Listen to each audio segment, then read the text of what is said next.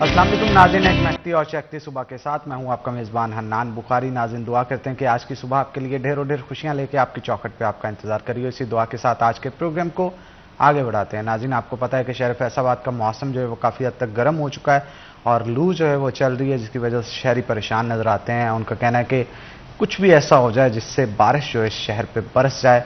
आइंदा 24 घंटों में बारिश बरसेगी नहीं बरसेगी, ठंडी हवाएं चलेंगी नहीं चलेंगी, हवा में नमी का तनासुब क्या होगा, तमाम तर सूरत हाल जानेंगे टुडेज वेदर में।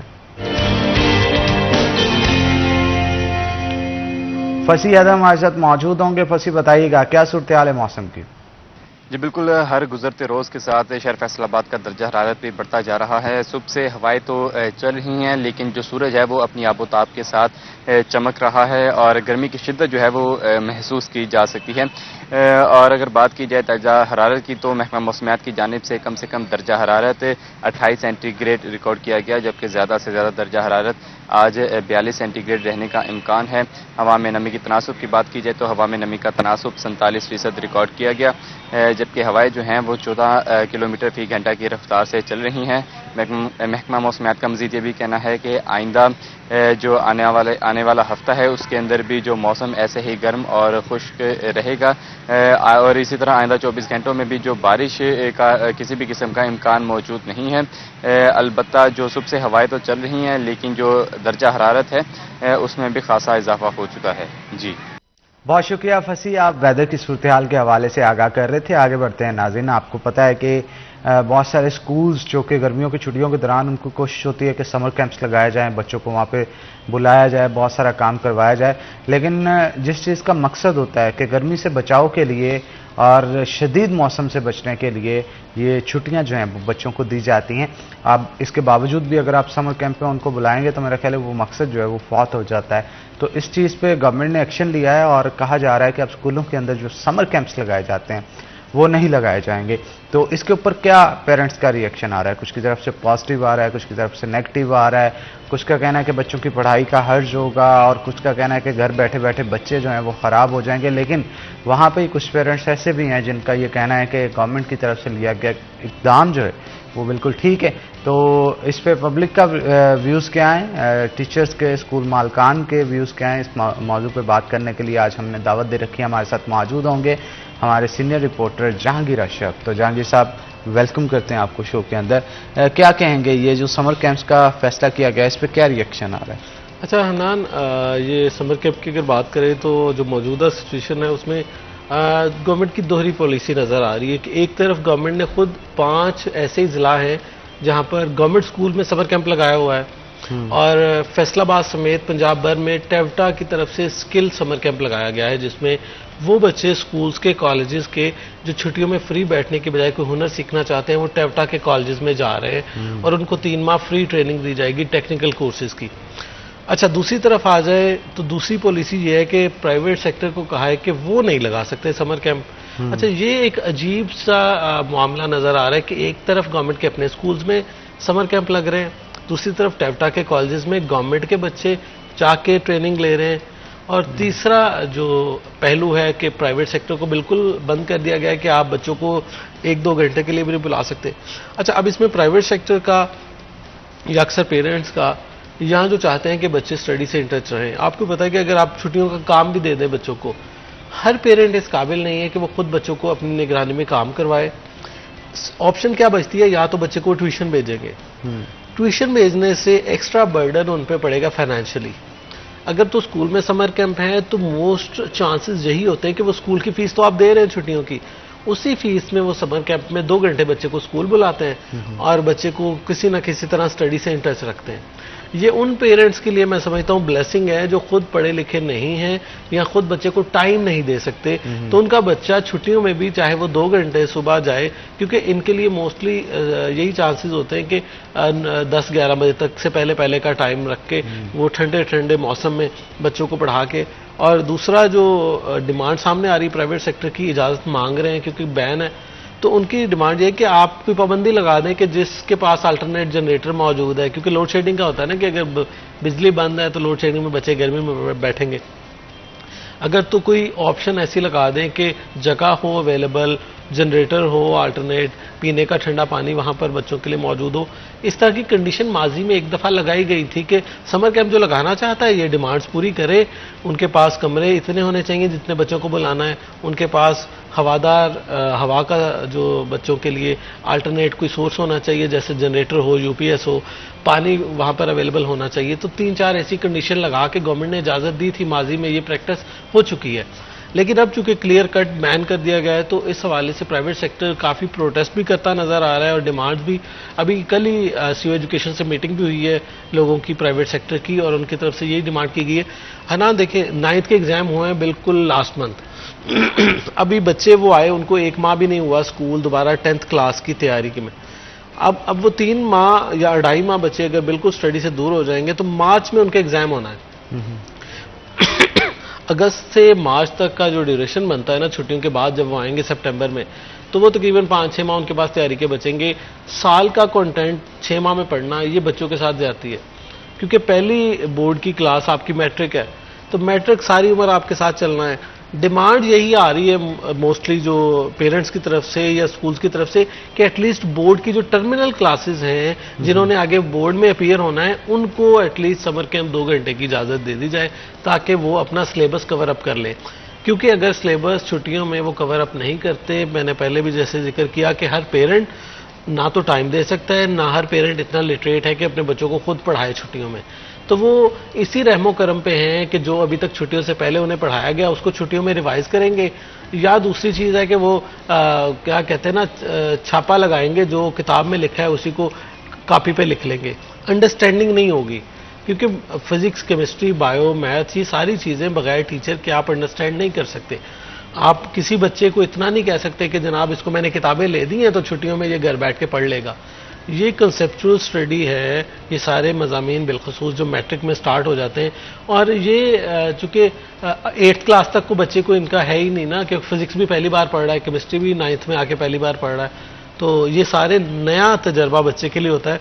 और जब तक उसे टाइम प्रॉपर नहीं मिलेगा इनको टीचर से समझने का, वो इसको आगे कैसे लेके चलेगा। यही वजह है कि हमारे बच्चों के जो रिज़ल्ट हैं वो पुअर आते हैं। पिछले साल 9th क्लास का 43% रिज़ल्ट था। इसका मतलब है कि उसको पढ़ाई के लिए सारा साल नहीं मिला और उसका टाइम वेस्ट हुआ, और कोविड के असरात अभी तक बाकी हैं कि बच्चे अच्छा परफॉर्म नहीं कर पा रहे, क्योंकि एक गैप स्टडी में जब आ जाता है बच्चे के तो उसके लिए उसको कवर अप करने में कई दिन लग जाते हैं।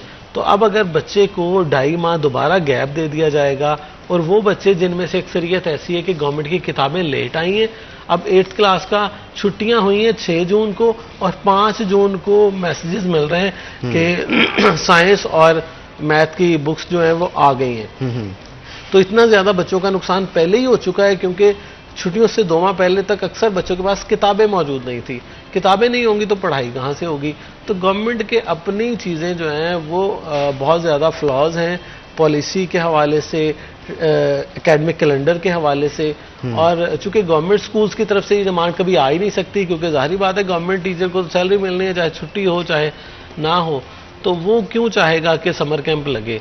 तो प्राइवेट सेक्टर इसलिए चाहता है कि वो चाहते हैं हमारे बच्चों के रिजल्ट अच्छे बने, हम बच्चों को स्टडी से इन टच रखें, और बच्चों का सिलेबस जो है वो टाइमली कवर करे। क्योंकि 3 चीज़ें होती हैं सिलेबस के हवाले से, एक बार उसको कवर करवाना है, फिर उसकी रिवीजन करनी है, फिर उसके टेस्ट सेशन लेने हैं। अच्छा, जो इदारा ये 3 काम कर लेगा उसमें से मोस्ट चांसेस हैं कि कोई बच्चा फेल नहीं होगा। लेकिन गवर्नमेंट सेक्टर में क्या होता है, छुट्टियां आ गई, उसके बाद सिलेबस कवर करवाते करवाते आपका सारा साल खत्म, ना रिवीजन सही तरह से होनी है, ना टेस्ट सेशन होना है। यही वजह है कि हमारे अक्सरियत गवर्नमेंट के बच्चे जो हैं उनके सप्लियों के और फेल होने के चांसेस बढ़ जाते हैं। बिल्कुल ठीक कहा आपने। नाज़रीन, हमें अभी अभी एक और गेस्ट हैं जिन्होंने ज्वाइन किया है, सदाकत हुसैन लोधी साहब, जो कि चेयरमैन है प्राइवेट स्कूल अलायंस के। आपको वेलकम करते हैं शो के अंदर। सदाकत साहब, ये जो फैसला किया गया है कि समर कैंप्स नहीं होंगे, इस पे बच्चों की स्टडीज़ पे क्या इफेक्ट आएगा, पेरेंट्स रिएक्शन क्या है, इस हवाले से बताइए। जी, बहुत शुक्रिया अनान, आपने आज बड़ा एक करंट इशू जो है वो आपने आज के शो में रखा है। समर कैंप के हवाले से जो पाबंदी लगाई जाती है ये हमारी समझ से बिल्कुल बालातर है। ये क्यों ऐसा करती है गवर्नमेंट या इंतज़ामिया या एजुकेशन डिपार्टमेंट जो है। मैं बात शुरू करूँगा अपनी कि आज अब जो हमारे पास 9th और 10th है, ये वो क्लासेस हैं जिन्होंने 7th और 8th जो है वो कोरोना में गुजारी है। और आपको पता है कि कोरोना में स्कूल बंद रहे हैं और बच्चों का बड़ा शदीद नुकसान हुआ है उनकी एजुकेशन का। उसके रिजल्ट भी आना शुरू हो गए हैं। ये आप देख रहे हैं कि पिछले दिनों में भी एक ऐसा हुआ है। वैसे तो एक अजीब सा वाक़या है कि एक डॉक्टर ने टांग का ऑपरेशन करना था, उसने पित्ते का कर दिया, और पित्ते का करना था वो टांग का कर दिया। ये वो डॉक्टर्स हैं जो कोरोना में डॉक्टर बने हैं। सो देखें, इतना नुकसान 2 साल में हो गया, और फिर बाकी सारे काम जो हैं वो समर वेकेशंस में होते हैं। बच्चों का सिलेबस, जैसे अभी जहांगीर साहब ने कहा, मैं इनकी बात को सेकंड करता हूं कि टाइम बड़ा शॉर्ट है। अभी बच्चों की जो बुक्स हैं वो पूरी नहीं हुई।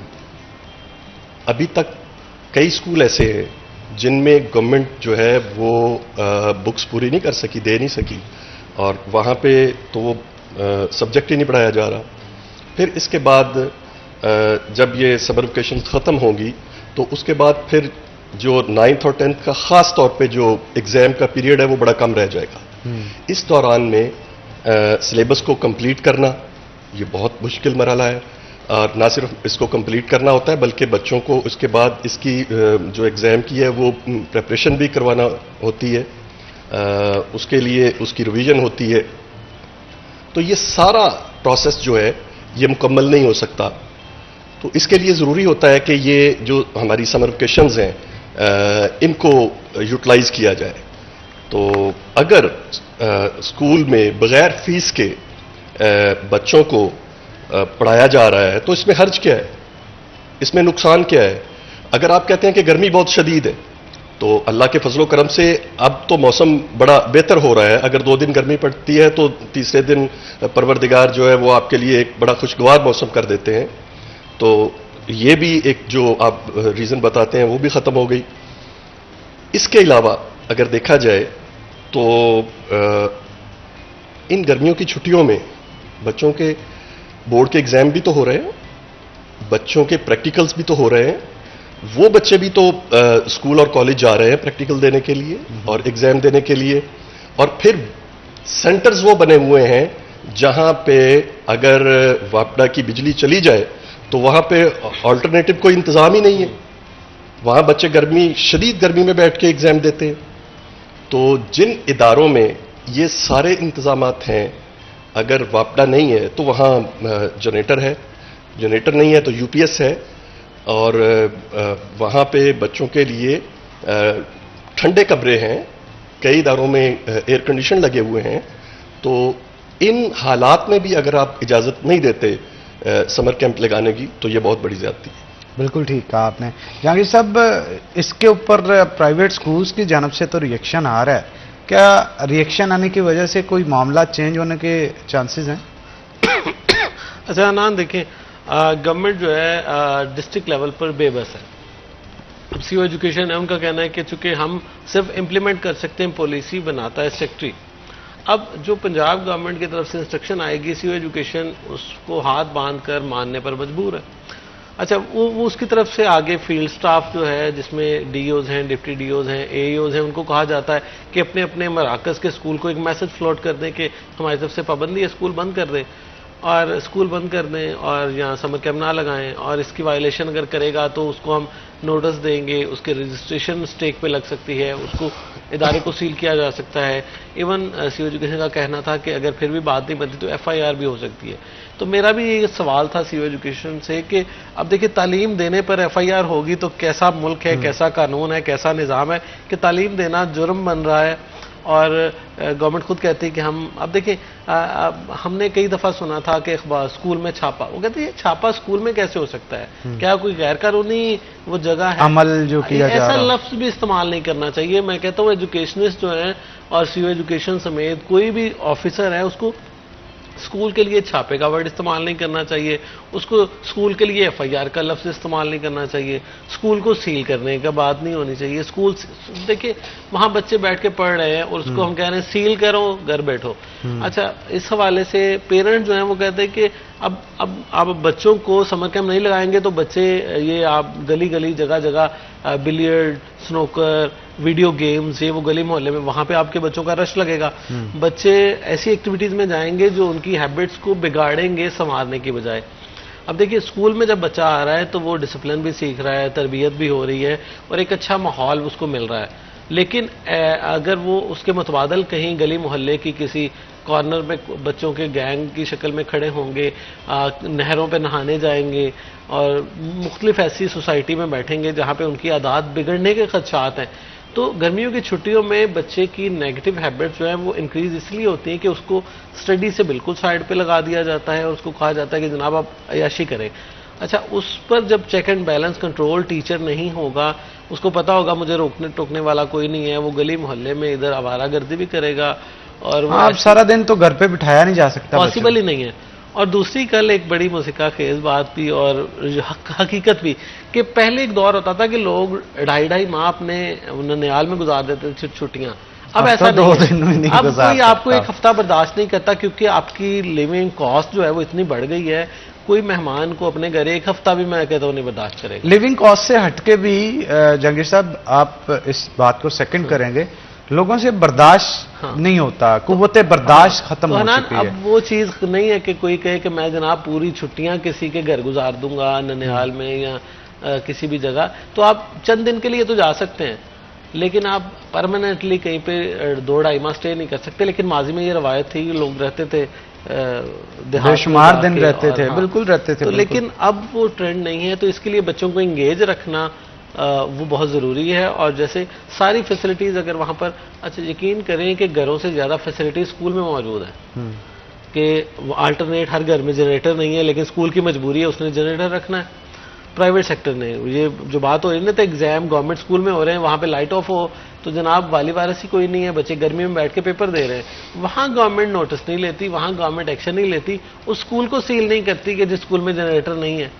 उस स्कूल को फिर सील करें ना, अपने ही स्कूल को सील करें कि इसमें बच्चों को बैठने के लिए हवादार कमरे मौजूद नहीं है, जहाँ पे जनरेटर नहीं है, फिर उस स्कूल को सील करें ना अपने। जहांगीर एसओपीज क्या हैं प्राइवेट स्कूल्स के लिए कि प्राइवेट स्कूल अगर बनाना है तो गवर्नमेंट कहती है ये चीजें होनी चाहिए इसमें?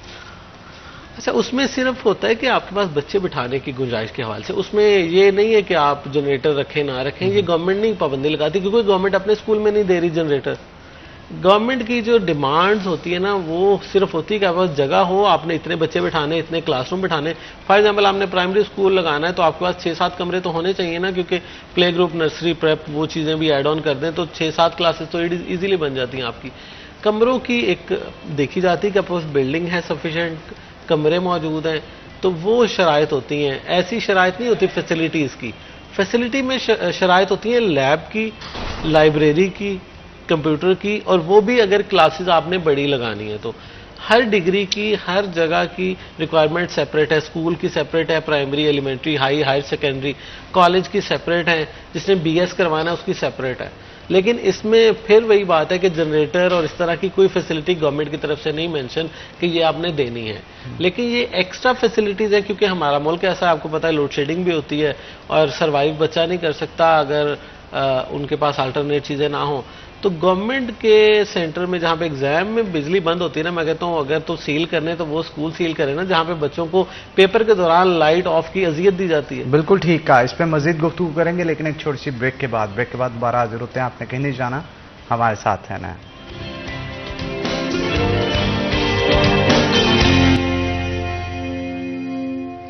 वेलकम बैक नाज़रीन, ब्रेक के बाद खुश आमदीद। जहांगीर अशरफ हमारे साथ मौजूद हैं, मजीद गुफ्तगू उनके साथ करेंगे। जहांगीर, जो पेरेंट्स हैं इनके रिएक्शंस क्या आ रहे हैं और क्या कोई एहतजाज वगैरह भी किया जाएगा आने वाले दिनों में?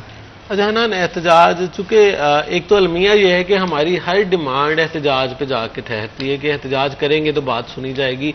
वैसे नॉर्मली बात कोई सुनता नहीं है। और इससे बड़ा अलमिया ये है कि पॉलिसी बनाते वक्त मुतलका स्टेक होल्डर को कभी भी शामिल नहीं किया गया।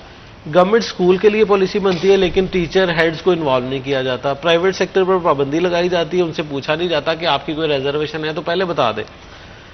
अब प्राइवेट सेक्टर के लिए पाबंदी लगाई गई है और प्राइवेट सेक्टर से पूछा नहीं गया, उनकी कोई रिजर्वेशन नहीं सुनी गई। अब इम्प्लीमेंटेशन प्राइवेट सेक्टर ने करनी है उसको स्कूल बंद करने के हवाले से, लेकिन वो तैयार नहीं है। वो कहते हैं हम तो इसके खिलाफ प्रोटेस्ट भी करेंगे। पहल तो उनकी तहरीरी तौर पर कल सीओ एजुकेशन ऑफिस में एक एप्लीकेशन जमा हो गई है प्राइवेट स्कूल फोरम की तरफ से, जिसमें ये डिमांड की गई है कि जनाब हमें मैट्रिक इंटर के जो फर्स्ट ईयर के बच्चे हैं उनको बिठाने की इजाज़त दें, क्योंकि कॉलेजेस जो है वहाँ पर प्री फर्स्ट ईयर क्लासेस चल रही हैं इस वक्त, लेकिन हायर सेकेंडरी स्कूल जो हैं वहाँ पे इजाज़त नहीं है। मतलब ये भी एक दोहरा में आ रहा है कि एक ही शहर में आपके कॉलेजेस फर्स्ट ईयर की प्री क्लासेस लगा रहे हैं।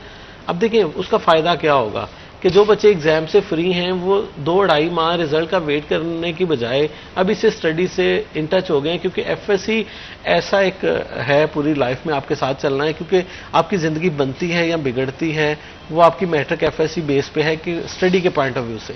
बाकी तो इंसान ज़ाहिरी बात है कभी भी मेहनत करके अपने रास्ता खुद बना सकता है, लेकिन अगर क्वालिफिकेशन को देखा जाए ना, हमारी ग्राउंड रियलिटी इस वक्त देखी जाए तो मैट्रिक इंटरमीडिएट वो आपकी लाइफ का टर्निंग पॉइंट है। इससे या तो आप ऊपर को जाते हैं या आप एजुकेशन से हट जाते हैं। तो अगर बच्चा 2-2.5 माह रिजल्ट का इंतज़ार करता रहेगा और पढ़ाई को स्टार्ट नहीं रखेगा, कंटिन्यू नहीं रखेगा, तो वो उन बच्चों से पीछे चला जाएगा जो भी प्री फर्स्ट ईयर क्लासेस ले रहे हैं। तो कॉलेजेस में कोई पाबंदी नहीं है, कॉलेजेस वाले प्री फर्स्ट ईयर क्लासेस लगा रहे हैं। दूसरी तरफ आ जाए जो हायर सेकेंडरी स्कूल हैं, कुछ स्कूल ऐसे हैं जिन्होंने रजिस्ट्रेशन करवाई होती है कि वो फर्स्ट ईयर सेकेंड ईयर बच्चों को स्कूल में ही करवा देंगे क्योंकि करीब कोई गवर्नमेंट कॉलेज नहीं होता। तो उसका फ़ायदा उठाते हुए वो अपने स्कूल को ही अपग्रेड कर लेते हैं और गवर्नमेंट की इजाज़त से वो इंटरमीडिएट क्लासेस लगा लेते हैं। लेकिन इस वक्त जो पाबंदी है स्कूल पर, उसकी वजह से फर्स्ट ईयर की क्लासेस को भी घर भेज दिया गया है कि आपका स्टडी से कोई ताल्लुक नहीं है, आप घरों को जाएं। तो वो भी अलमिया है, उस पर तहरीरी तौर पर एक दरख्वास्त जमा हो गई है कल सीओ एजुकेशन ऑफिस में, जिसमें ये डिमांड रखी गई है कि अगर कॉलेजेस में फर्स्ट ईयर के बच्चे पढ़ रहे हैं तो स्कूल में फर्स्ट ईयर के बच्चों को क्यों पाबंदी है। तो इस तरह की कई चीज़ें, एतराज़ात, तहफ़्फ़ुज़ात सामने आ रहे हैं बारी बारी करके, और पेरेंट जो हैं उनकी तरफ से यही है कि अब देखें यहाँ तो पेरेंट्स बच्चे को ट्यूशन भेजेगा और हर पेरेंट ट्यूशन की फ़ी अफोर्ड नहीं कर सकता, क्योंकि स्कूल की फ़ीस तो देनी है बाय लॉ। तो आप स्कूल की फ़ीस भी दे रहे हैं, अगर उसी में आपको फ्री में समर कैंप मिल जाए तो आपको क्या है 2 घंटे आपका बच्चा ट्यूशन की बजाय वहाँ चला जाए। लेकिन हमने ट्यूशन पे कोई पाबंदी नहीं है और अकेडमीज़ पे कोई पाबंदी नहीं है और शाम की जो हमारे कॉलेजेस हैं उनमें फर्स्ट ईयर में पाबंदी नहीं है।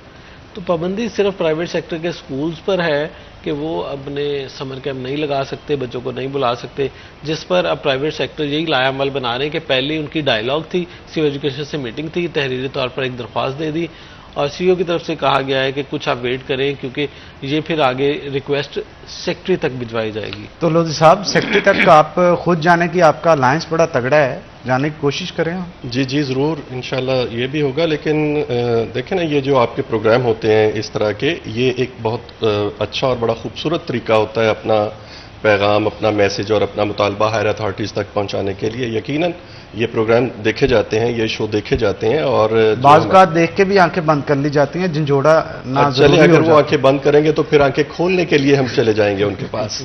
एक आध दिन वेट करेंगे। हाँ। लेकिन अगर ऐसा ना हुआ तो यकीनन जो क्वेश्चन आपने जहांगीर से किया है वो मेरा बनता है कि आप एहतजाज की तरफ जाएंगे कि नहीं। देखें, सबसे पहले एक अच्छा तरीका वो यही है कि आप डायलॉग करें और अपने मुतालबे को या अब जो आपके मसाइल हैं वो हकाम बाला तक, हायर अथॉरिटीज़ तक, उनकी टेबल पे बैठ के उनके साथ डिस्कस कर लें। जैसा जहांगीर ने बताया कि कल एक एप्लीकेशन मूव कर दी गई है और अगर उस पर कोई पॉजिटिवली जवाब ना आया तो फिर यकीनन सेक्रेटरी एजुकेशन तक भी रिसाई की जाएगी और अगर वहाँ से भी हमें कोई ऐसी पॉजिटिव जवाब नहीं आता तो फिर यकीनन ये हमारा एक जमहूरी हक है कि हम अपना एक पुरअमन एहतजाज करें और उसको रिकॉर्ड करवाएं। तो किस चीज़ के लिए करवाना है हमने रिकॉर्ड? इस चीज़ के लिए कि बच्चों की तालीम देनी है, आप बंद कर रहे हैं। मतलब दुनिया क्या कहेगी इस पे कि ये कैसा मुल्क है और कैसा यहाँ का एक सिस्टम है कि बच्चे पढ़ना चाहते हैं, पेरेंट्स बच्चों को पढ़ाना चाहते हैं, उस्ताद बच्चे को पढ़ाना चाहता है, बच्चा पढ़ना चाहता है और गवर्नमेंट कह रही है कि जी नहीं पढ़ने देना, इसको जहालत के अंधेरे में रखा जाए। बिल्कुल, कहाँ होता है ऐसे? ये समर कैंप है क्या? समर कैंप ये है कि वो लोग जो बच्चे की ट्यूशन की फी अफोर्ड नहीं कर सकते, उनके लिए ये एक फ्री फैसिलिटी प्रोवाइड करता है इदारा। तो फसी जो एक फ्री फैसिलिटी प्रोवाइड की जा रही है उस पर आपको क्या एतराज हो सकता है? अगर आप कहते हैं कि गर्मी है, गर्मी की शिद्दत है, तो सुबह 7 बजे से लेकर 9 बजे तक कौन सी गर्मी है? अच्छा मौसम होता है, बच्चों के लिए वैसे ही सुबह उठना बहुत अच्छा है और पेरेंट्स चाहते हैं कि हमारे बच्चे जो है वो सुबह उठ के पढ़ सकें। सदाकत साहब, कितने बच्चे हैं जो सफ़र कर रहे हैं इस फैसले की वजह से? सर देखें, इसमें हम कहते हैं कि जी ठीक है, आप छोटे बच्चों को अलाउ ना करें, प्राइमरी हद तक कहा जा सकता है, लेकिन मैं समझता हूं कि मिडिल, हाई और हायर एजुकेशन के लिए, हायर सेकेंडरी के लिए ये बहुत ज़रूरी है, क्योंकि इनके बोर्ड के एग्ज़ाम होते हैं और बोर्ड के एग्ज़ाम में बच्चे की मेहनत जो है वो उसका समर मिलता है उसको, तो इसमें तादाद लाखों की बनती है। यानी अगर आप मैट्रिक का ही देख लें कि एक मैट्रिक के एग्जाम में कितने बच्चे अपेयर होते हैं, वो लाखों में 1 लाख समथिंग होते हैं। 2 लाख? पौने 2 लाख। पौने 2 लाख, 1,75,000 बच्चे। तो मेरा ख्याल है ये अगर इनको फ्री ऑफ कॉस्ट इतने बच्चों को तालीम दी जा रही है तो मुनासिब नहीं है। ये मैं तो ये तजवीज़ देता हूँ कि गवर्नमेंट के स्कूल को भी खोलें कि मैट्रिक के बच्चे को बुलाएं और मैट्रिक के बच्चे की तैयारी करवाएं ताकि आपका रिजल्ट बेहतर हो। आप प्राइवेट को बंद करने के बजाय ये तजवीज़ सामने रखें कि गवर्नमेंट स्कूल भी अपने मैट्रिक के बच्चे को बुलाएं स्कूल, ताकि उसका रिजल्ट बेहतर हो, ताकि कल को इनको शर्मिंदगी ना हो कि हमारे स्कूल का रिजल्ट जो है वो 19% है, 20% है। टाइमिंग्स चेंज की जा सकती हैं जाके। हाँ, 2 घंटे बुला ले। आप देखिए, मैट्रिक के बच्चे की सप्ली आती है साइंस के मजमून में, आप समर कैंप में सिर्फ साइंस के मज़ामीन पढ़ा दें, इंग्लिश पढ़ा दे आर्ट्स के स्टूडेंट को, जो कंपल्सरी सब्जेक्ट्स हैं। आर्ट्स के स्टूडेंट इंग्लिश में सप्ली लेते हैं, साइंस के student physics, chemistry, bio, math में सप्ली लेते हैं। आप इस तरह डिवीजन कर लें कि उसको सिर्फ 3 सब्जेक्ट पढ़ा दें। अब गवर्नमेंट ने जो 5 अजला में मैंने पहले बात की थी लगाया है, उसमें यही कहा है कि हम इंग्लिश पढ़ाएंगे, उर्दू पढ़ाएंगे, रियाजी और साइंस ही 4 सब्जेक्ट पढ़ाएंगे समर कैंप में। तो अगर आप सिर्फ 5 डिस्ट्रिक्ट में ये कर सकते हैं तो बाकी डिस्ट्रिक्ट में क्यों नहीं कर सकते? और बाकी जो खुद लगाना चाहते हैं अपनी मदद आपके तहत प्राइवेट सेक्टर, उन पर पाबंदी क्यों? ये समझ से बालातर है कि अगर एक वही बात है कि बच्चे को पढ़ाना चाह रहे हैं, आपका गवर्नमेंट टीचर नहीं पढ़ाना चाह रहा, तो इसमें किसी और प्राइवेट सेक्टर का क्या कसूर है? क्योंकि इनको यही होता है कि अगर हम गवर्नमेंट टीचर को बुलाएंगे तो वो तो आएगा नहीं छुट्टियों में स्कूल। गवर्नमेंट को अपनी वो परेशानी पड़ जाती कि प्राइवेट सेक्टर तैयारी करवा के बच्चों को आगे ले जाएगा और हम तैयारी ना करवा के पीछे रह जाएंगे, और हम समर कैंप लगा नहीं सकते क्योंकि हमारे टीचर ने नहीं मानना समर कैंप के लिए। अच्छा, रिजल्ट्स गवर्नमेंट प्राइवेट को कंपेयर करें तो क्या रहे हैं इस ईयर? अब देखिए, 9th की मैं बात कर रहा हूं कि पिछले साल जो 9th का रिजल्ट था 43% था बोर्ड का। फैसलाबाद के अक्सरियती तालीमी इदारे गवर्नमेंट के जिनका रिजल्ट जो है वो 43% से बिलो है। ऐसे स्कूल भी हैं जिनका टोटल 19-20% पास परसेंटेज है। 100 बच्चा 80% बच्चे फेल हो रहे हैं। 80% बच्चे सप्लियां लेके बैठे हुए हैं गवर्नमेंट स्कूल्स में, और बोर्ड का रिजल्ट था 43%। तो ये क्यों सप्लियां? क्योंकि अब टीचर मर्दमशुमारी पे भी जा रहा है, टीचर ने एग्जाम की ड्यूटी भी करनी है, टीचर ने प्रैक्टिकल भी लेने हैं। ये 2 माह छुट्टियों से पहले गवर्नमेंट स्कूल खाली रहे। हम बार बार ये खबरें चला के किसी के मतलब ये हुकाम, वही आपने सही कहा है कि वो सोए हुए हैं, जैसे सोए हुए की बात हो रही है। हुकाम जो है एजुकेशन डिपार्टमेंट के सोए हुए हैं, नोटिस ही नहीं लेते कि जिस स्कूल में बच्चे को 2 माह छुट्टियों से पहले ना उसके पास किताबें, ना उसके पास टीचर है, और दाखिला पिछले साल से कम हो गया फैसलाबाद के सरकारी स्कूल का। इस वक्त सरकारी स्कूल में पिछले साल से 40,000 बच्चा कम हो गया, कि पिछले साल बच्चों की तादाद थी 8,25,000 के करीब, ये बढ़ने की बजाय 7 लाख समथिंग अभी तो 8 लाख से नीचे आ गई है। इनका टारगेट है 8,77,000 करनी इस साल। बिल्कुल, इस पे मजीद गुफ्तगू करेंगे, लेकिन एक छोटी सी ब्रेक के बाद हाजिर होते हैं। आपने कहीं नहीं जाना, हमारे साथ रहना।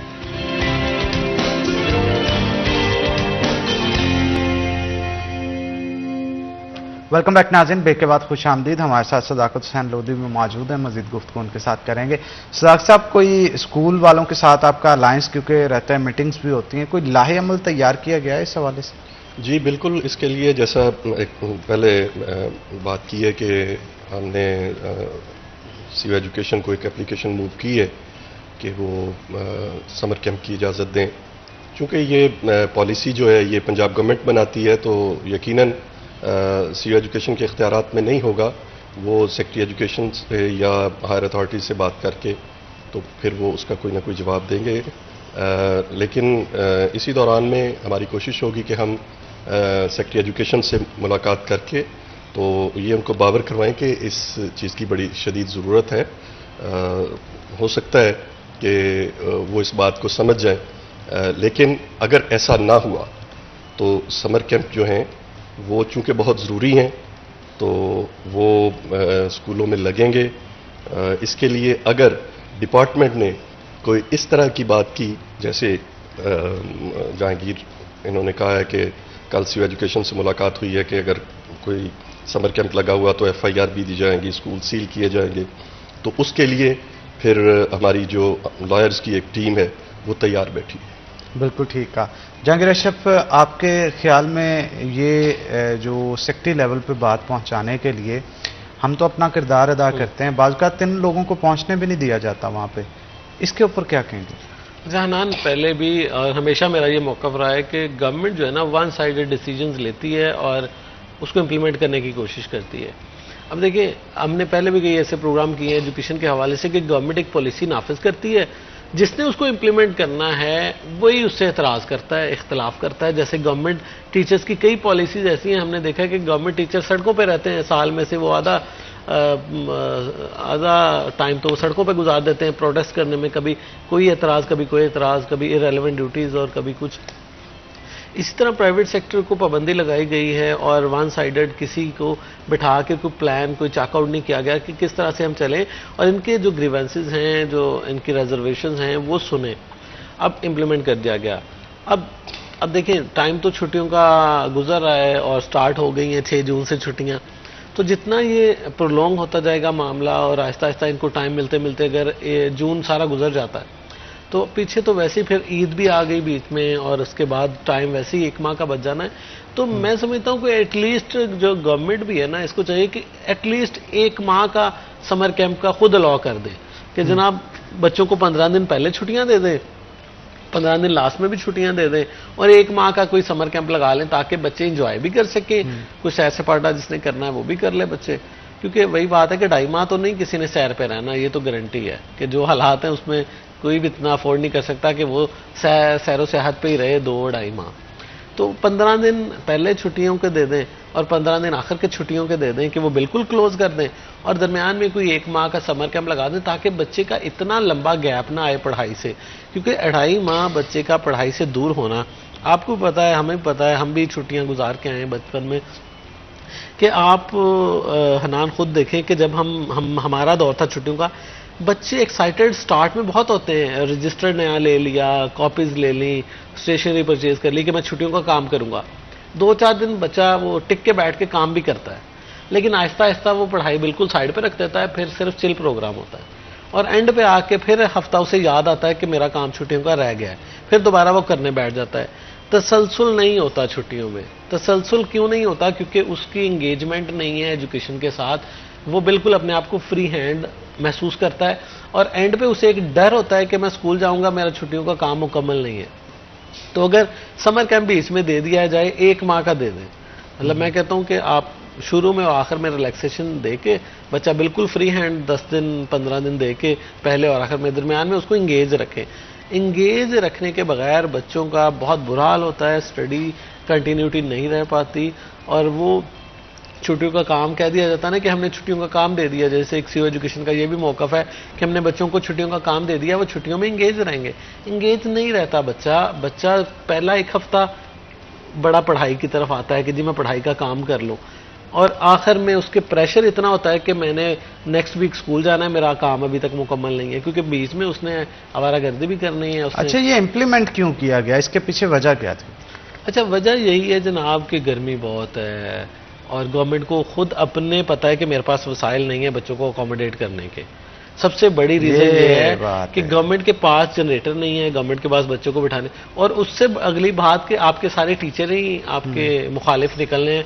टीचर्स ने मानना ही नहीं कि हम छुट्टियों में स्कूल आएँ, क्योंकि उन्होंने खुद अपने कोई ना कोई प्लान बनाए होते हैं और अक्सर टीचर के कोई साइड बिजनेस भी होते हैं, तो उनको वो तो कहते हैं 2.5 माह मैं बिल्कुल फ्री हूँ, मुझे स्कूल का कोई काम ना कहा जाए। बिल्कुल ठीक कहा।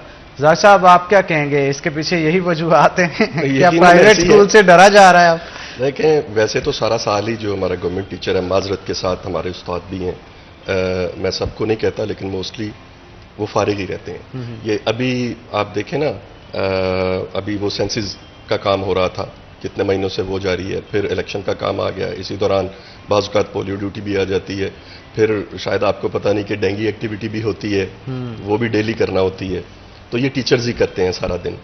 तो असल में मैन पावर भी तो इन्हीं के पास है ना। नहीं, देखें, एक डिपार्टमेंट है, वो एजुकेशन डिपार्टमेंट है, उसका काम एजुकेशन से ही मुतालिका होना चाहिए, ना कि आप उनको दूसरे डिपार्टमेंट्स में जाके खपा दें और उनकी सारी जो सलाहियतें हैं वो उनको जंग लग जाए और वो उधर ही अपना सारा कुछ करते हैं। गवर्नमेंट फिर क्या करे, वसाइल तो उसके पास भी कम है। यकीनन वसाइल कम है, लेकिन आपके पास और डिपार्टमेंट भी तो हैं। कारपोरेशन को भी इन्वॉल्व किया जाता है इसमें। और अच्छा, दूसरे अनान डिपार्टमेंट्स हैं। देखें, ये एक बड़ी गलत मिथ बनी हुई है कि जनाब सिर्फ एजुकेशन के पास ही बंदे हैं। अब देखें, एजुकेशन ने बंदे रखे हैं पढ़ाने के लिए, अब पढ़ाई के अलावा सारे काम हो रहे हैं। टीचर्स जो कर रहे हैं ना, वो पढ़ाई के अलावा सारा कुछ कर रहे हैं। चलें, एक कॉलर है हमारे साथ, कॉल ले लेते हैं। अस्सलाम वालेकुम जी।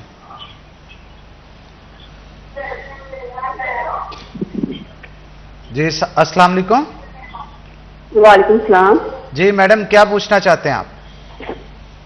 सर, मैं मिसेस नसीम जावेद बात कर रही हूँ। मैं जी, जी। प्रिंसिपल हूँ इस स्कूल में। जी जी। और मैं बताना ये चाह रही हूँ कि हमारे बोर्ड के जो एग्जाम होते हैं सबसे पहले क्लास 10 के होते हैं। जी जी। और इस वक्त जो क्लास 10 है, जो कि अभी 9th से फ्री हुई है, 9th के बोर्ड के एग्जाम से, और उनको टाइम नहीं मिला, उसके बाद फौरन छुट्टियां हो गई, तो they haven't touched the books even one day. तो हाउ इट इज पॉसिबल कि वो 3 महीने किताबों को खोलेंगे नहीं और फिर वो 10 का एग्जाम देंगे? और दूसरी चीज, हमारे जमाने में मोबाइल और लैपटॉप नहीं होते थे जब हम पढ़ते थे, अब ये भी चीज ऐड हो गई है, तो आप बताएं कि बच्चे किताबों को पढ़ेंगे या सोशल मीडिया को देखेंगे? जी बहुत शुक्रिया नसीम साहबा आपका कॉल करने का। जहांगीर अशरफ, ये काफ़ी वैलिड क्वेश्चन है, बच्चों को डाइवर्ट कर दिया गया है। अच्छा ना, यही बात प्राइवेट सेक्टर वाले भी पीट रहे हैं कि 9th का बच्चा अभी एग्जाम दे के फारिग हुआ है और साथ ही छुट्टियां हो गई हैं, उसने कुछ नहीं पढ़ा। ये भी मदर जो है, इनका जो सही इनकी रिजर्वेशन है कि मेरा बच्चा अगर 9th के पेपर दे के अभी फ्री हुआ है, साथ ही उसे छुट्टियां कर दी, 2.5 माह उसने किताब कहाँ पढ़नी है? और किताब उसके पास होगी भी तो बगैर टीचर के आप फिजिक्स केमिस्ट्री अंडरस्टैंड कैसे करेंगे जो आपको समझाएगा नहीं कोई? तो ये पेरेंट्स का भी इस वक्त कंसर्न है, लेकिन पता नहीं गवर्नमेंट का कंसर्न क्यों नहीं है कि हमारे वो बच्चे जो इस वक्त टर्मिनल क्लासेस में हैं, जिन्होंने बोर्ड के एग्जाम देना है, और सही कहा इन्होंने कि सबसे पहले मैट्रिक के पेपर लिए जाते हैं। अब 9th के बच्चे के फौरी मार्च में पेपर आ जाने हैं, तो मार्च में पेपर का मतलब है कि वो उसको फरवरी में स्कूल से रिलैक्स कर दिया जाएगा कि आप पेपर की अब तैयारी करें। अब उसके पास जो टेन्योर बचता है वो सारा सितंबर से फरवरी तक बचता है, तो उसमें वो सिलेबस कवर करेगा, रिवाइज करेगा या टेस्ट देगा? तो ये तीनों चीज़ें कंप्लीट करना नामुमकिन है जब तक गर्मियों की छुट्टियां। अब देखें, गर्मियों की छुट्टियों में उसने मोर और 50% सिलेबस पढ़ लेना है अगर समर कैंप में इंगेज कर लिया जाए तो। और दूसरी बात कि ज़ाहिर बात है, अब ये पेरेंट भी यकीन तौर पे अफोर्ड नहीं करती होंगी कि मैं अपने बच्चे को ट्यूशन लगाऊं या घर में ट्यूटर रखूं। ना तो हर पेरेंट ट्यूटर रख सकता है घर में, ना उसको अकेडमी, क्योंकि आपको पता है कि इस वक्त स्कूल से ज़्यादा अकेडमी की ट्यूशन फीस है। मतलब 8-10 हज़ार मैट्रिक के बच्चे से वो मंथली ले लेते, इतनी कोई स्कूल नहीं लेता जो नॉर्मल हमारे स्कूल है। तो पेरेंट के लिए इतनी महंगी हो चुकी है एजुकेशन कि अगर उसको स्कूल ही आपको फ्री में दे दे वही फैसिलिटी, तो आपको क्या ज़रूरत है आप एक्स्ट्रा बर्डन पे करने की? तो दूसरी जो बात इन्होंने की वो भी सही है कि आप गवर्नमेंट जो है वो देखे कि बच्चों को इजाज़त दे पढ़ने के हवाले से। और मोबाइल जब से आया है ना, मैंने पहले दिन से इस बात को मौक़ूफ़ हूँ कि हमारे तालीमी इदारों में लिखा होता था कि मोबाइल फ़ोन के इस्तेमाल पर पाबंदी है। कोविड में हमने खुद बच्चों को मोबाइल दे दिए, तो वापस कैसे लेंगे? एक आदत बना दी जाती है बच्चों की, तो वो आदत जो है वो कैसे ख़त्म की जा सकती है? बिल्कुल ठीक कहा आपने। लेकिन लोध साहब, आप लोग अपने स्कूल के अंदर क्या सिस्टम रखते हैं मोबाइल लैपटॉप्स के हवाले से? जी, मोबाइल तो बिल्कुल अलाउ नहीं है।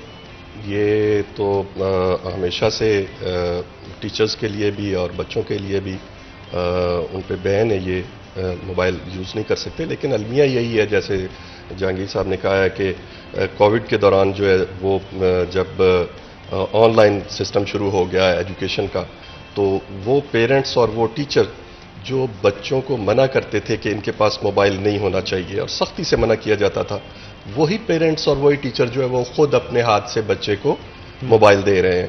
अब कुछ देर तो बच्चा बैठा आपके सामने वो अपनी स्टडी कर रहा है उस पे से, लेकिन जब आपकी नज़रों से ओझल है तो फिर आपको पता नहीं उसका वो किस तरह से इस्तेमाल कर रहा है। बिल्कुल, सोशल मीडिया एक ऐसी चीज़ है जिसके पॉजिटिव नेगेटिव एस्पेक्ट्स जो हैं वो सामने आपके होते हैं। आप दोनों का बहुत शुक्रिया, आज के शो में आप लोग आए। इसी के साथ नाज़रीन छोटी सी ब्रेक लेंगे, ब्रेक के बाद दोबारा हाजिर होंगे। आपने कहीं नहीं जाना, हमारे साथ रहना है।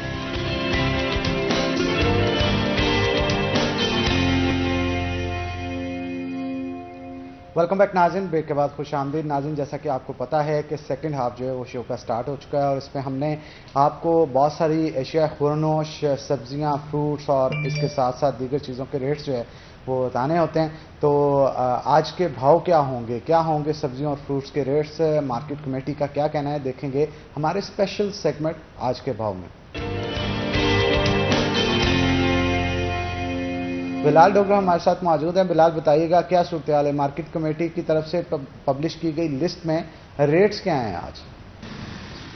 जी बिल्कुल, मार्केट कमेटी फैसलाबाद की जानिब से आज बरोज बुध की रेट लिस्ट जो है जारी कर दी गई है। मार्केट कमेटी की रेट लिस्ट अंडे फार्मी की बात करें तो 240 से जो है वो 200 कीमत के ऊपर अपनी साबका मुकर्रर कीमत के ऊपर बरकरार हैं। अगर बात करें प्याज जो कि सब्जियों के अंदर आज कमी देखी जा रही है, प्याज जो है वो 6 रुपये सस्ता हुआ है, 58 से कम होकर 52 रुपये किलो। टमाटर 3 रुपये महंगे हुए हैं, 35 रुपये से 38। लहसुन देसी सुर्ख 10 रुपये महंगा हुआ है, 330 से 340। करेला 15 रुपये सस्ता हुआ है, 115 से 100 रुपये। घिया कद्दू 8 रुपये सस्ता हुआ है, 36 रुपये से 28 रुपये किलो। खीरे 5 रुपये सस्ते हुए हैं, 60 से 55 रुपये किलो। बटर सब्ज 20 रुपये सस्ते हुए हैं, 330 से 310 रुपये किलो। पालक 5 रुपये सस्ती हुई है, 50 से 45 रुपये किलो। शिमला मिर्च 15 रुपये सस्ती हुई है, 105 से 90 रुपये किलो। गाजर 5 रुपये सस्ती हुई है, 85 से 80 रुपये किलो पे आ गई है। भिंडी तोरी 10 रुपये सस्ती हुई है, 85 रुपये से 75 रुपये किलो पे आई है। अरबी 40 रुपये सस्ती हुई है, 170 से 130 रुपये किलो पे आ गई है। सेब काला कुल्लू 340 पे है, सेब सफ़ेद 220 पे है, केला 320 रुपये दर्जन पे है। खरबूजा 100 रुपये किलो है, फालसा 160 रुपये किलो है। आड़ू 125 रुपये किलो की कीमत पे बरकरार है। तरबूज 20 रुपये सस्ता हुआ है, 65 रुपये से 45 रुपये किलो। आम अनवर रटोल 310 पे है, आम दुशहरी 260 पे है, आम मालदा 140 पे है, आम सिंधड़ी 220 पे, आम लंगड़ा 120 रुपये किलो पे बरकरार है। फल मुकम्मल तौर पर मुस्तहकम दिखाई देते हैं। हफ्ते के तीसरा रोज़ है, कुछ कमी देखी जा रही है लेकिन कुछ कमोडिटीज़ के अंदर होशरबा इजाफा है जो यकीनन तौर पे इस हफ्ते के आखिर पे भी शरह महंगाई को बढ़ाता दिखाई दे रहा है। जी बहुत शुक्रिया बिलाल, आप सूरत हाल से आगाह कर रहे थे। नाज़रीन, आगे बढ़ते हैं। जैसा कि आपको पता है कि बजट जो है वो अनाउंस हो चुका है और इसके बाद छोटे ताजर जो हैं बजट को लेकर बड़े कंसर्न थे। उनकी जानिब से ये कहा जा रहा है कि बजट को लेकर कुछ खदशात हैं उनको, जो कि वो डिस्कस करना चाहते हैं। और यही नहीं बल्कि इसके साथ साथ जो घंटा घर के 8 बाज़ारों के ख़ास तौर पर मसाइल हैं और रेलवे रोड, सर्कुलर रोड के भी बहुत सारे मसाइल हैं। ट्रैफिक के मसाइल हों, ट्रैफिक सिग्नल्स के मसाइल हों, तजावज़ात के मसाइल हों, इन तमाम तर सूरत हाल के हवाले से आज हम गुफ्तगू करेंगे। हमारे साथ जो आज के गेस्ट मौजूद हैं उनका तारुफ मैं आपके साथ करवा दूँ। हमारे साथ आफ्ताब भट्ट साहब मौजूद होंगे जो कि जनरल सेक्रेटरी हैं रेलवे रोड के, तो आपको वेलकम करते हैं शो के अंदर। भट्ट साहब, सबसे पहला सवाल आपसे ये कि रेलवे रोड के ऊपर चिंची रक्षों की भरमार होती है जब भी चले जाएं और ट्रैफिक हमेशा ब्लॉक ही रहती है। वहाँ पे बड़ी कोशिश की जाती है ट्रैफिक वार्डन्स की तरफ से भी, लेकिन अल्टीमेटली फिर जब कोई आप उनके साथ ताउन नहीं करेंगे, वो 1 बार 2 बार 3 बार 4 बार कितनी बार आएंगे, कब तक खुलवाएंगे? ताजर ही वहाँ पे मौजूद होते हैं जो कि वो रिक्शे जो अपनी दुकानों के आगे खड़े करवाते हैं। जो खरीदार आता है खरीदारी करने के बाद वहाँ से माल लोड करवा के जो है भेज दिया जाता है। आप क्या कहेंगे इस हवाले से? आप वहाँ के जनरल सेक्रेटरी हैं, ताजरों के साथ कोई मीटिंग की इस हवाले से? बहुत शुक्रिया जी आपका। जो हमारे मसाइल होते हैं वो आपके चैनल के ज़रिए वायरल होते हैं और इसमें आसानी होती है आम लोगों के लिए भी। ये जो आपने इशू बताया है, ये बहुत अहम इशू है हमारे शहर की ट्रैफिक के हवाले से। चिंची रक्षा और लोड रक्षा ये इस वक्त वबाल जान है ताजरों के लिए भी और ट्रैफिक के लिए भी। हत्ता कल आप ये मैं अफसोस से कहना चाहता हूँ कि हमारे जो वार्डन्स हैं वो इसको एक कैंसर की बीमारी की तशबीह देते हैं क्योंकि वो लालाज बीमारी है, इसलिए इसको इसी हाल पर छोड़ दिया गया है। ताजर जो हम लोग जब इन रक्षों वालों से या लूटर वाले रक्षों वालों से कोई बात करते हैं तो इनमें से कोई इतने बातशोर तो होते नहीं हैं। अगर कोई ऐसा मामला हो जाए तो फिर वो हमारे वो झगड़ा होने का खदशात ज़्यादा होते हैं, जबकि ट्रैफिक इंतजामिया को इख्तियार भी है और इंतजामिया के नुमाइंदे भी होते हैं, तो वो इस चीज़ को कंट्रोल कर पा सकते हैं। लेकिन अफसोस के हमारी जो इस वक्त वार्डन की जो सूरत हाल है वो कुछ पूरे शहर में अच्छी नहीं। रेलवे रोड तो चलो आप बचा होगा, लेकिन पूरे शहर में इस वक्त जो सूरत हाल है वार्डन की वो इतनी अच्छी नहीं है। काम कुछ वार्डन काम करते हैं, लेकिन अक्सर देखा गया है कि अगर आप किसी इशारे पे खड़े हैं, रेड लाइन बत्ती बनी हुई है, चली हुई है, तो और उसमें आप देखेंगे लोग जा रहे हैं, ट्रैफिक सिग्नल को तोड़कर जा रहे हैं, तो उस वहाँ जो वार्डन खड़ा है वो अपने इजी आराम से खड़ा है। जब पहले स्टार्ट में जब ये वार्डन आए थे ना, तो उस वक्त ये हवा थे और लोग उनसे खौफ ज़्यादा थे, तो सिग्नल प्रॉब्लम भी नहीं थी और ट्रैफिक के जो हादसा थे वो भी बहुत कम थे। बिल्कुल ठीक। आपने इस हवाले से कोई CTO फैसलाबाद से मुलाकात की, कोई मीटिंग की? जामिया से मीटिंग हमारी तो रूटीन में होती रहती है। CTO बेचारा अकेला क्या कर सकता है, वो तो हदायत जारी कर सकते हैं ना जी, या जो वार्डन काम नहीं करे उनको सजा दे सकते हैं। ये ओवरऑल हमारे वार्डन जो मैं आपके चैनल की तवज्जो से उनको गुजारिश करना चाहता हूँ कि खुदारा आप अपनी ड्यूटी को ड्यूटी समझ कर करेंगे। और मेरा नहीं ख्याल कि जैसे आपका पहले इमेज बहुत अच्छा था, बहुत अच्छा तासर था आप लोगों का, इस वक्त जो तासर है वो इंतहाई कह लें कि वो ख़राब है और लोग आपको ऐसे समझते हैं जैसे वो हमारी पहले ट्रैफिक पुलिस थी कि चलो पैसे दिए तो अपना काम निकाल लिया। बट साहब ये तासुर की बात आपने बिल्कुल ठीक की। जब काम अच्छा नहीं होता तो फिर तासुर जो है वो रॉन्ग जाता है, गलत जाता है। ताजरों के तासुर के हवाले से क्या बात करेंगे आप? जो तजावजात इन्होंने आप ही वाले रोड के ऊपर जो रेलवे रोड है उन पर लगा रखी, उस पर आपका क्या मौक़िफ़ है? बस देखिए जी, हमारे जो एक तो हमारा ना ईमान अल्लाह पे ख़त्म हो चुका है, क्योंकि रिज़्क़ अल्लाह ने देना है, ठीक हो गया। उसके बावजूद हम लोग इसमें ये मैं बिल्कुल कहता हूँ कि हम ताजरों का इसमें 75% हमारा अपना इसमें फॉल्ट है। हम लोग अपना सामान दुकान के आगे और इतना आगे रख देते हैं कि मेरा नहीं ख्याल कि दूसरी दुकान जो वो नज़र नहीं आती, उसको फिर बामजबूरन उसको भी सामान रखना पड़ता है। इसी आड़ में वो तजावज़ा जो है वो सर चढ़ जाती है और नज़र आती है कि यहाँ तजावज़ हो रही है। तो इसमें हम लोग भी पार्टिसिपेट करते हैं, लेकिन इसमें हमारा किरदार जो हमारी इंतजामिया जो हमारी कॉरपोरेशन है वो उनका भी बहुत इसमें नज़र आता है। वो अगर हमारे साथ, हमने अक्सर मीटिंगों में कहा कि आप हमारे साथ लाज़िम करें, हमारे साथ मिलकर अगर आप ऑपरेशन करेंगे तो उसमें आपका और चंद दिनों का जो आने वाला वक्त होगा उसमें भी फ़ायदा होगा। क्योंकि जब हम उनको एक जगह दे देते हैं, लो जी आपने 1 फुट जगह 2 फुट तक सामान रखना है, तो फिर उसकी पासदारी हम लोग करते हैं। तो इस हवाले से हमने अक्सर अपने कॉरपोरेशन के अफसरान बाला को कहा है कि आप हमें ऑन बोर्ड लें और हम आपके साथ मिलकर जो तजावज़ात है उसको ख़त्म करना चाहते हैं।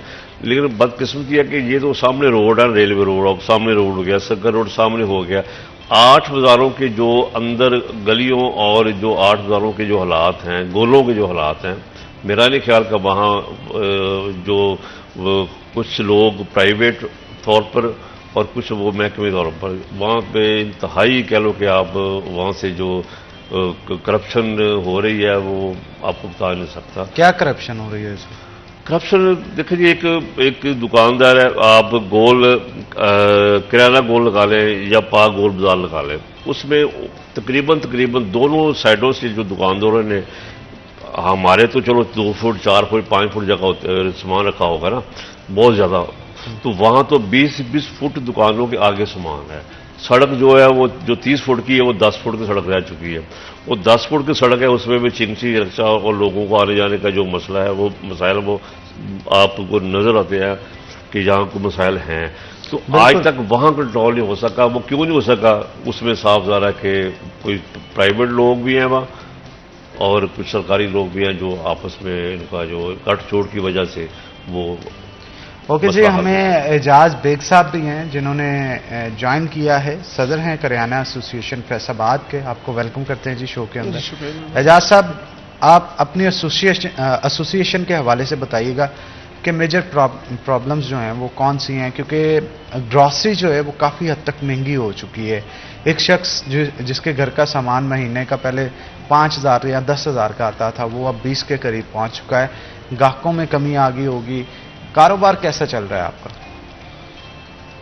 बिस्मिल्लाहिर्रहमानिर्रहीम। आपकी बात बड़ी मेहरबानी कि आपने हमें दावत दी। तो गुजारिश ये है कि असल में जितनी चीज़ें हैं ना, ग्रॉसरी वगैरह की हों या दालें हों, इसमें किराने वालों का कोई रोल नहीं होता।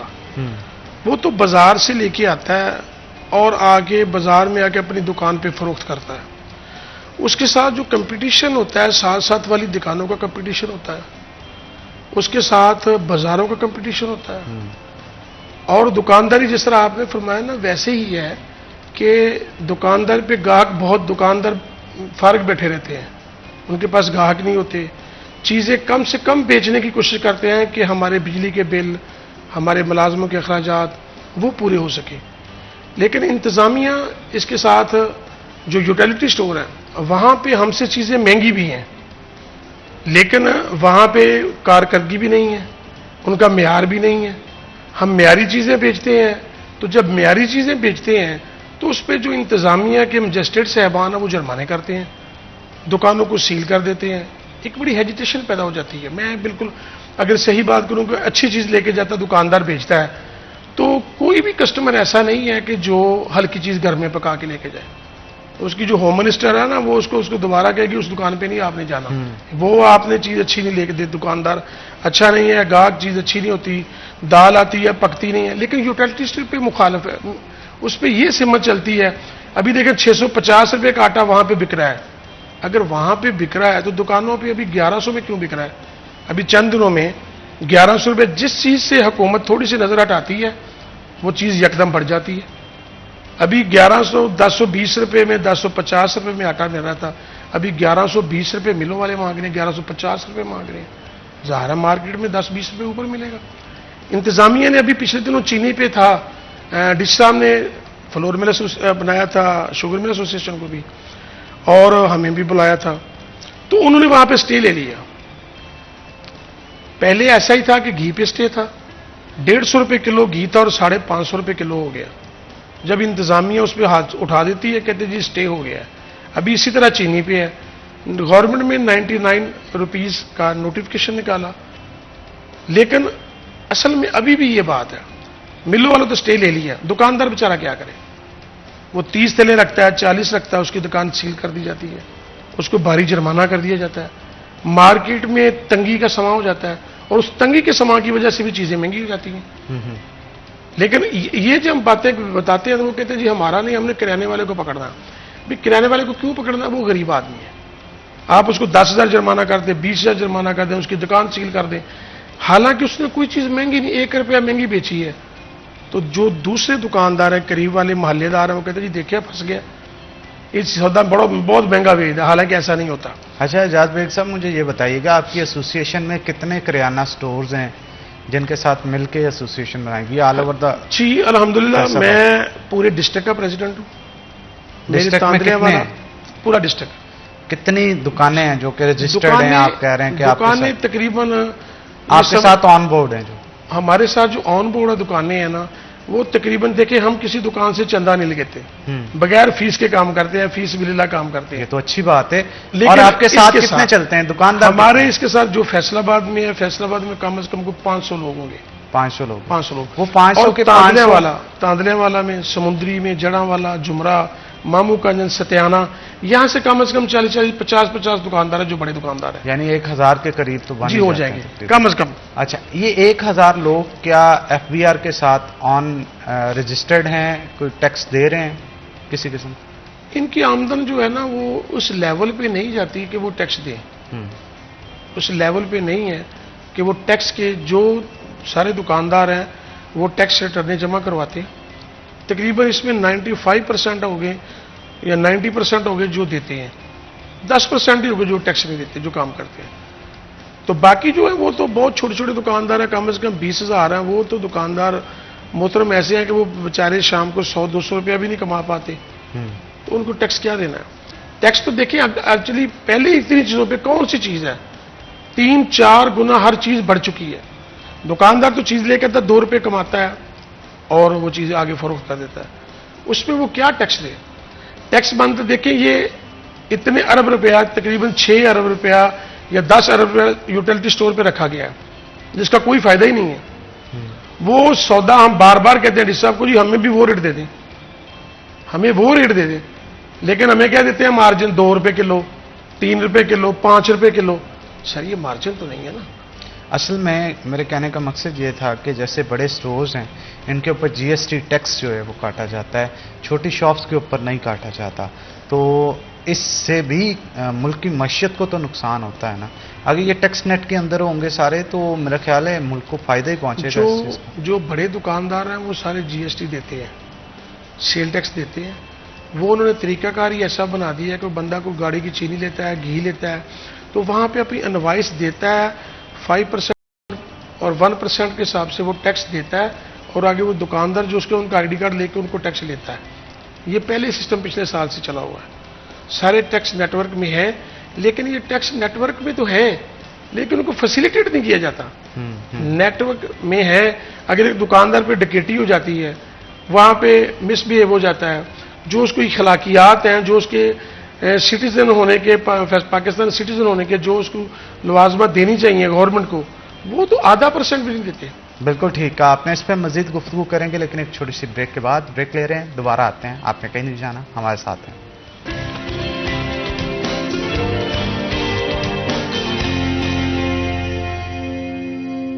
वेलकम बैक नाज़रीन, ब्रेक के बाद खुश आमदीद। आफ्ताब भट्ट हमारे साथ मौजूद है, मजीद गुफ्तगू उनके साथ करते हैं। भट्ट साहब, जो बजट आया इसके हवाले से आप क्या कहेंगे? मुतमिन है ताजरों के हक में? देखिए जी, जब तक बजट इसकी जो हमने स्टडी की थी 9 जून को, तो इसमें बैलेंस था। ना वो कहते हैं ना कि आवाम को मारा गया, कि ना आवाम को रिलीफ दिया गया, बैलेंस जो था। इसमें एक चीज़, दो चीज़ें वाज़ेह है बहुत, जैसे उन्होंने सोलर पे इस वक्त वो ड्यूटी फ्री कर दिया, बहुत अच्छा किया, क्योंकि इस वक्त सोलर मजबूरी है। बिजली की जो लोड शेडिंग है उसमें सोलर बहुत कम करता है, तो इसका भी जो बेनिफिट है वो मिलेगा। दूसरा, कल वो रशिया से हमारा एक जो तेल का जहाज़ था वो भी पाकिस्तान में एंटर हो गया। और तीसरी जो सबसे अहम बात है कि इस जो बजट है ये IMF बैंक की जो थी ना वो शराइत से हटकर उन्होंने बनाया। हमारे साथ एक कॉलर भी मौजूद है, कॉल ले लेते हैं। अस्सलाम वालेकुम जी। वालेकुम सलाम जी, कौन सा बात कर रहे हैं और कहाँ से? फैसल बाबा बात कर रहा हूँ, जुमरा रोड से। जी जी फैसल साहब, पूछिए, क्या पूछना चाहते हैं? मेरा सवाल है जी, एक ये जो आज आपके मेहमान है बेसाद सदर किराना एसोसिएशन, जी जी, इनसे मेरा सवाल है कि ये जो आप रेट लिस्ट प्रोवाइड करते हैं हमें किराना हजरात को, तो वो इस चीज पे रेट हमें मंडी से नहीं मिलती, अगर मिलती है तो वो जो जानवरों को डालने वाला दूसरा चारा होता है वो क्वालिटी मिलती है। अगर हम वो क्वालिटी लेके आए तो मोहल्ले वालों को हम क्या चीज बंद कराएंगे? ये डीसी साहब के मेंबर हैं, तो ये चाहिए कि उन्हें बताएं कि ये जो चीज है ये क्वालिटी अच्छी नहीं है। अगर हम वो रखते हैं तो हमारे मोहल्लेदार, हमारी गाकी खराब होती है। अगर वो ना लेते हैं तो मजिस्ट्रेट आता है, वो हमें 10,000, 15,000, 20,000 फाइन करता है और अल्लाह की वो बात ही नहीं सुनते कि ये ABCD क्वालिटी है। ये हमारा प्रॉब्लम है, ये हमें ये इनसे रिक्वेस्ट है कि ये सामने वाला तक हमारी बात पहुंचाए, ताकि हमें जो है ना वो चीज क्वालिटी वाली बेचने में और खरीदने में आसानी हो। जी बहुत शुक्रिया फैसल साहब आपके कॉल करने का, बिल्कुल जायज़ बात है जी। फैसल रजा साहब ने बात की है, बात बिल्कुल इनकी ठीक है, लेकिन असल में बात यह है कि यहाँ पे हमारे पता नहीं क्या ट्रेंड चला हुआ है। वो कहते हैं जी हम फेयर एवरेज चीज़ें जो है वो बेचें, ना हाई क्वालिटी वाली और ना लो क्वालिटी वाली। वो फेयर एवरेज वाली चीज़ पाकिस्तान में पूरी गल्ला मंडी में कहीं नहीं मिलती। हम बारहा ये बात कह चुके हैं कि फेयर एवरेज वाली चीज़ें नहीं मिलती हैं। उसका ये तरीकाकार है, मैं आपको थोड़ा सा बता दूं कि फेयर एवरेज ये है कि एक अच्छी चीज़ है A+ और दूसरी है B, उन दोनों को मिक्स करें। तो मैं कहता हूं, बार बार मैंने डीसी साहब से भी कहा है कि मन गश्श फलैसा मिन्नी, जिसने मिलावट की, किसी को धोखा दिया, वो हम में से नहीं है। ये कैसे मुमकिन है कि आप पहले एक चीज़ को साफ करें, उसको 5 रुपए 10 रुपए पर किलो उसका खर्चा है, आप उसको साफ करें और फिर उसको गंदी चीज़ में मिलावट कर दें। भाई उसका A+ का भी रेट होना चाहिए और B का भी होना चाहिए। डीसी साहब तो कोऑपरेट करते हैं माशाल्लाह, बड़े अच्छे हैं जी, वो अच्छे तरीके से कोऑपरेट होती है, बातें होती हैं, बातें सुनते भी हैं। लेकिन जो नीचे मजिस्ट्रेट साहबान है उनको ट्रेनिंग नहीं दी जाती। वो आते हैं दुकान पे, ऐसे आते हैं कि ये जैसे दुकानदार चोर है, ये ठग है, वो ऐसे आन पे उससे हमला करते हैं, वो बेचारा परेशान हो जाता है और बाज का तो उसकी दुकान खुली की खुली रह जाती है। वो आगे चीज़ पूछते हैं, वो नहीं पूछते ये क्वालिटी कौन सी है, ना उनको इल्म ही है। जो घरेली खतून है ना हमारी, उनको तो पता नहीं ये दाल चना अच्छी है, ये दाल चना खराब है। वो तो क्वालिटी देख लेंगे, ये मोटी दाल चना, ये बारीक, ये सफ़ेद चने अच्छे हैं, ये दाल माँ चमन की है, ये बर्मा की है। लेकिन बुखारी साहब गुजारिश ये है, बड़ा ये अलमी है कि मजिस्ट्रेट आके इस चीज़ को देखता ही नहीं है, ना उसको अच्छी चीज़ का पता है ना उसको बुरी का। वो कहता जी मेरे पास ये रेट लिस्ट है, इस रेट पे आप चीज़ बेचें। वो कहता जी मेरे पास बिल है, ये मैं लेके आया हूं। आप गल्ला मंडी में जाएं, गल्ला मंडी में तो किसी बंदे को जुर्माना नहीं होता, क्या वो आसमान से उतरे हुए हैं? हम जो गल्ला मंडी से चीज़ें खरीद के लाते हैं, जैसे फैसल साहब ने कहा, हम वो चीज़ें खरीद के लाके हमने बेचनी है, उनको कोई पकड़ दकड़ नहीं है। क्यों? वो अपने मंडी के गेट बंद कर लेते हैं और किसी को अंदर दाखिल नहीं होने देते। अच्छा, उनको 1 रुपया जुर्माना नहीं होता। लेकिन हमारे दुकानदारों को पिछले दिनों 25 लाख रुपया जुर्माना था 1 महीने का। तो मैं सरापा एहतजाज हुआ, मैंने कहा ये क्या है? सिर्फ फैसलाबाद डिस्ट्रिक्ट, फैसलाबाद के लिए ये कितना जुल्म है। आप 25 लाख इस स्क्रीन पे दिखा रहे हैं, ये कितना जुल्म है। लेकिन ये जुल्म फिर हमारे, देखिए ना, कोई बंदा है अल्लाह ताला के यहाँ बद्दुआ करता है, तो जो किसी की नहीं सुनी जाती, अल्लाह रब्बुल इज्जत तो उसको जरूर सुनते हैं ना। तो हमें एज ए बीइंग, इंसान बीइंग के मुसलमान, और सबसे पहले मैं इंसान कहूँगा, हमें इंसान बनने की जरूरत है। हम दुकानदार को गिरेबान से पकड़ते हैं, उठाते हैं, जुर्माना करते हैं, वो रोता है, वो करलाता है, अभी मैंने इतने पैसे मेरे पास है ही नहीं, मैं तो पहले ही मकरूज हूँ, मेरे तो बच्चे, ये दुकानदारी नजर आती है, उसके अंदर उसका खोखलापन नजर नहीं किसी को आता कि वो बंदा अंदर से खोखला बेचारा कितना। उसको 10-20, भाई अगर 1 रुपया महंगा चीज़ बेची, 2 रुपया महंगी बेची है, तो आप उसको 1000 रुपये जुर्माना कर दें, 500 कर दें, वो बर्दाश्त हो जाएगा। जब आपको फिर उसके हत्थे की इज्जत की जाती है, उसको गाड़ी में बैठा लिया जाता है भेड़ बकरियों की तरह, और पुलिस वालों के पास ले जाया जाता है, वहां पर उनको बैठाया जाता है, उन्हें कहते हैं ये आपको जुर्माना है वरना आपके पर्चा है। आप बताएं ना, उसने क्या जुर्म कर दिया है? जो चीज़ हम प्रोवाइड ही नहीं करते। देखिए, हम गंदम प्रोवाइड करते हैं तो आटे का रेट मुकर्रर होता है, जो वायलेशन करे आप उसको डेथ पेनल्टी रखें, उसको सजाए मौत दें। लेकिन आप दालें देते ही नहीं हैं उनको। अच्छी क्वालिटी का अच्छा रेट दे दें, हल्की का जो अच्छा बेचना चाहिए अच्छी बेचे, जो हमारी हल्की दाल बेचना वो हल्की बेचे। लेकिन ऐसा नहीं होता। जो बंदा अच्छी बेचता है वो पकड़ा जाता है, हल्की वाला तो बेचारा बेचता ही नहीं है, कोई लेता ही नहीं है। ये तो गांव में चीजें बिकती हैं, जो दूर दराज के इलाके उनमें बिकती हैं। फैसलाबाद जो हमारा है, ये एक टॉप एरिया है, अच्छे लोग रहते हैं, वो अच्छी चीज ही इस्तेमाल करते हैं और अच्छी चीज का ही फायदा है, खाने में भी, सेहत में भी। हमने फूड अथॉरिटी को क्यों रखा हुआ है? देखिए, दूध का रेट अभी मुकर्रर किया हमने 160 रुपये, 150 रुपये। मेरे मिल्लत रोड पे दूध जो है वो 110 रुपये में बिक रहा है। वो कौन सा दूध है? 110 रुपये बिक रहा है किलो।